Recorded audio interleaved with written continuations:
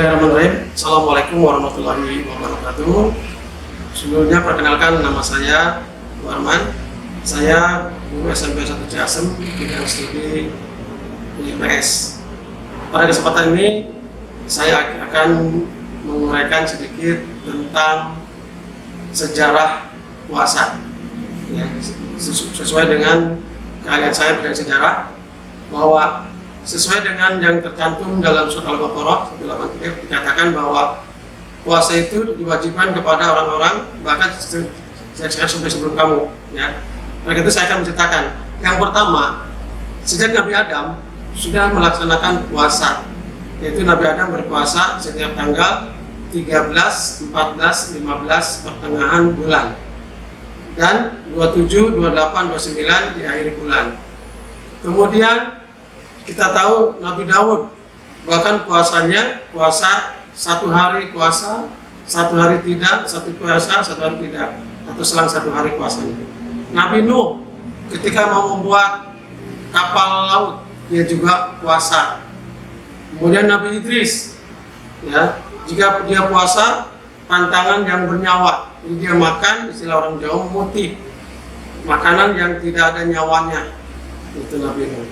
Kemudian puasa juga ya dilakukan oleh Nabi Musa sebelum naik ke Sina, Nabi Ibrahim sebelum bangun Ka'bah, bahkan sampai Rasulullah SAW.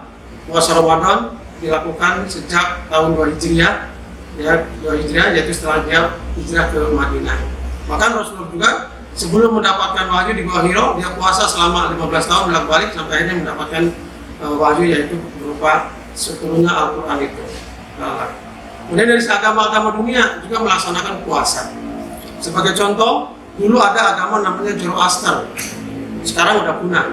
Tapi Zoroaster itu memiliki 2 Tuhan, yaitu yang disebut dengan Tuhan terang dan Tuhan gelap. Kalau Tuhan terang mewakili matahari, Tuhan gelap mewakili bulan. Mereka sering bertengkar. Apabila bulan yang Tuhan terang yang kalah, maka terjadi gerhana bulan. Puasanya 1,5 bulan.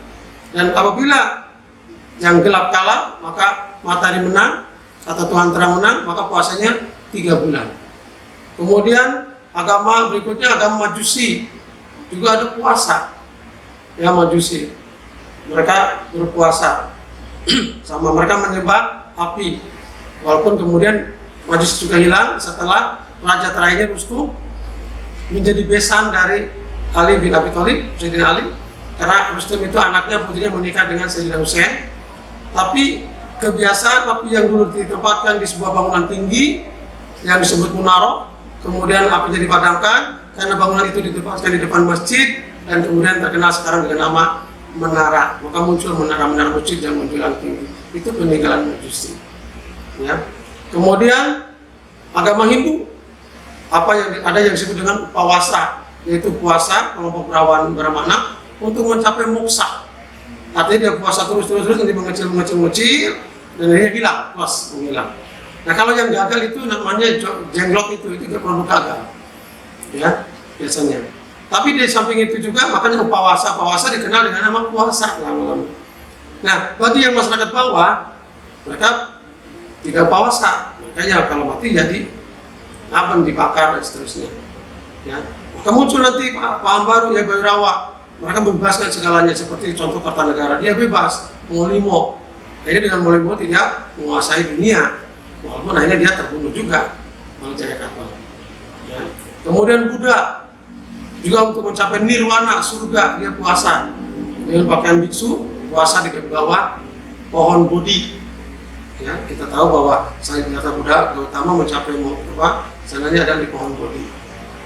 Kemudian Shaolin juga mereka berpuasa. Dan diingatkan pula bahwa hadirin, puasa itu bermacam-macam. Bahkan di Jawa itu puasa itu paling banyak jenisnya. Ada puasa yang hanya makan daun-daunan yang disebut ngidam. Dia hanya makan daun-daunan. Apa akibatnya? Dia bisa lari kencang karena percaya, karena yakin. Ada puasa yang hanya makan umbi-umbian yang disebut dengan merawat. Contoh yang dilakukan oleh pendiri pesantren Lirboyo. dia makan itu, kemudian dia selama 56 tahun dia puasa, tapi kemudian dia dikatakan apa, genderuwo dikasih diganti dengan yang makan bui diganti dengan paku, kayaknya genderuwo sakit disembuhkan oleh pendiri Lirboyo tadi, dan akhirnya genderuwo tersebut menjadi tukang nimba air, kirap-kirap itu. Kemudian ada puasa seperti Nabi Idris lakukan, yaitu puasa tidak bernyawa, dia makan yang tidak ada nyawanya, ya. Ada puasa yang disebut puasa ngalong, contoh yang dilakukan oleh Sutawijaya, pendiri kerajaan Mataram. Dia kaki tergantung, kepala di bawah, ya.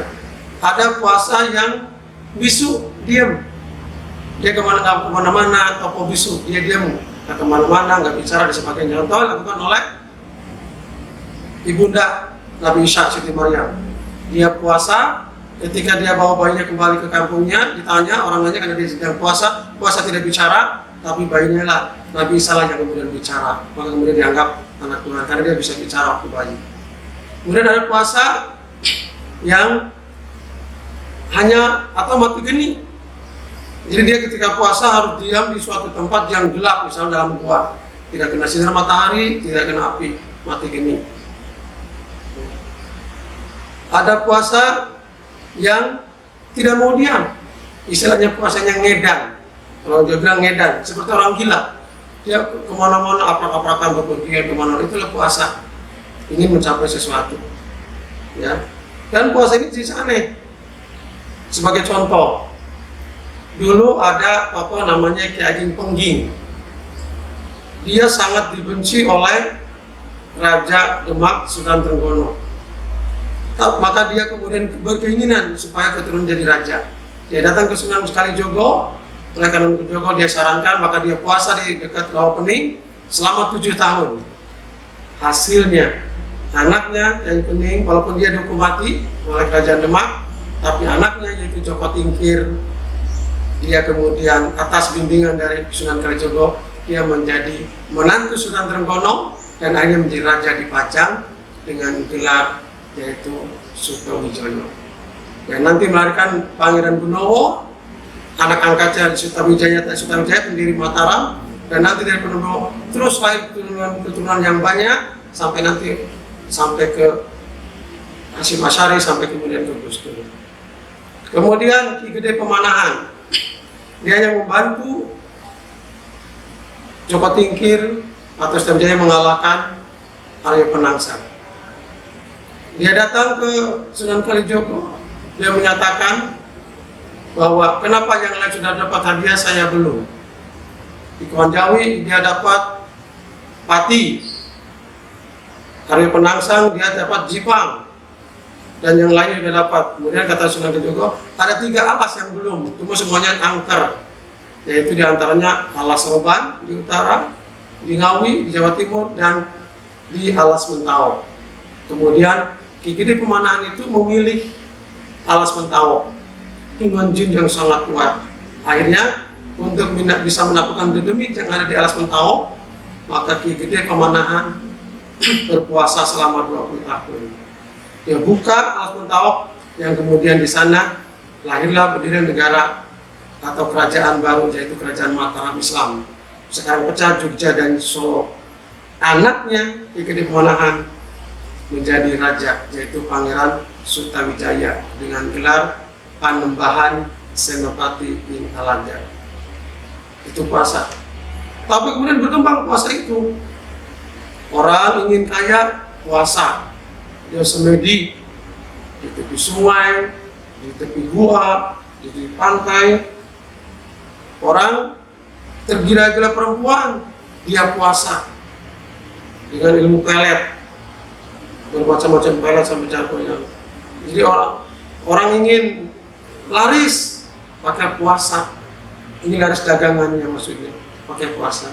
Intinya puasa di Pulau Jawa terutama itu sangat bermacam-macam. Ya. Nah, pada kesempatan ini juga, kebetulan sekarang bulan puasa, sekali lagi, puasa bulan Ramadan itu dimulai sejak abad atau tahun kedua Hijriah. Ya. ketika Rasulullah hijrah ke Madinah. Maka diarahkan puasanya. Apa itu puasa? Puasa menahan lapar dan haus, kemudian dan menahan yang anggota tubuh lainnya, termasuk menahan berhubungan suami istri sejak terbit fajar sebelum subuh sampai terbenam matahari. Yang kemudian itu dilanjutkan oleh para sahabatnya, khulafaur rasyidin, sampai tabi'in, sampai para wali, dan juga sampai kita sekarang, sehingga puasa tetap abadi. Cuma tujuannya sekarang berbeda dengan dulu. Kalau dulu tujuannya ingin mencapai kekayaan, ingin mencapai kesaktian, ingin mencapai ilmu-ilmu yang lain. Kalau sekarang puasa mencari ridha Allah Subhanahu wa Ta'ala. Ya. Nah, kemudian penentuan puasa sudah ada aturannya. Awal puasa dimulai, baik akhir puasa atau 1 Syawal, sudah ada aturannya. Mau yang pakai mana, hijab atau ruqyah, yang penting kita ikuti saja. Mana yang kita yakini. Khusus saya pribadi ikut yang pemerintah saja, lebih aman. Ya, mudah-mudahan apa yang sedikit saya sampaikan tadi bisa menjadi gambaran bahwa puasa itu bukan diwajibkan kepada kita saja, tapi kepada umat-umat sebelum kita, sebagaimana yang disebutkan dalam surat Al-Baqarah tadi, sudah diwajibkan atas kamu puasa sebagaimana disebutkan orang-orang sebelum kamu. Mudah-mudahan puasa kita semua diterima Allah Subhanahu wa Ta'ala, dan kita selalu diberi kesehatan. Karena hasil penelitian dari Jepang, ternyata puasa itu bisa menyehatkan.